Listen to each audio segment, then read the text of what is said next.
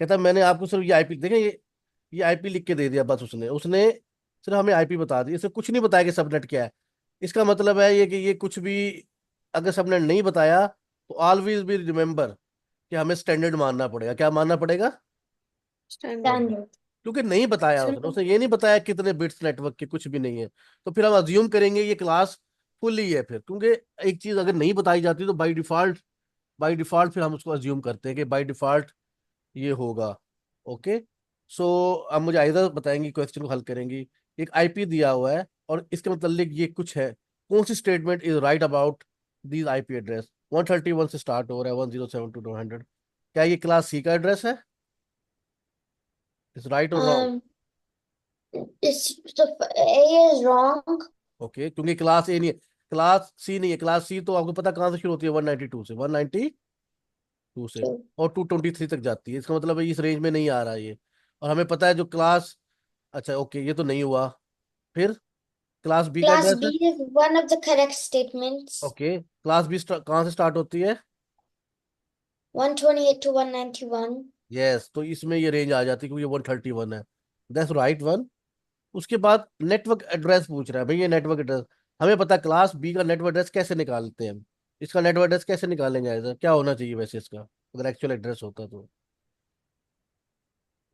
Let me check the एक network formula address. बताया था मैंने आपको लेक्चर में, it formula to calculate the network ID, और इजीली आप निकाल सकते थे। पहले आयशा को ट्राई करें, फिर हम आयशा से भी पूछते हैं ये वाली बात। Hmm. मैंने लेक्चर में आपको बताया था नेटवर्क आईडी, एनआईडी कैसे निकालते हैं, बीआईडी कैसे What the- निकालते हैं, और फिर सबनेट मास्क कैसे निकालते हैं। ये तीन चीजें नॉर्मली हमने वहां पे की थी। और नेटवर्क आईडी में मैंने बताया था कि अगर हम फार्मूला बताता हूँ तो पहले आयशा से पूछते हैं, आयशा क्या फार्मूला था? फिर मैं अब आता हूँ सवाल समझाने पे। Yes okay. 107 ओके। और 0 जैसे क्लास बी है तो two network portion two host को 0 बदल देते। Yes, all host bit formula क्या आएगा? ऑल होस्ट बीट को क्या करेंगे? जीरो। क्या करेंगे? Zero. Zero zero. इसका मतलब है क्लास बी में ये 255 होता है, ये नेटवर्क है, ये 255 होता है, और next two for the host होते हैं जो जीरो जीरो। इसका मतलब है इनको जीरो जीरो करना पड़ेगा। जब इनको जीरो जीरो करना पड़ेगा एक्चुअली, तो 131 1700 होंगे। ये तो सब जीरो कर रहा है, तो ये ठीक नहीं है। और ये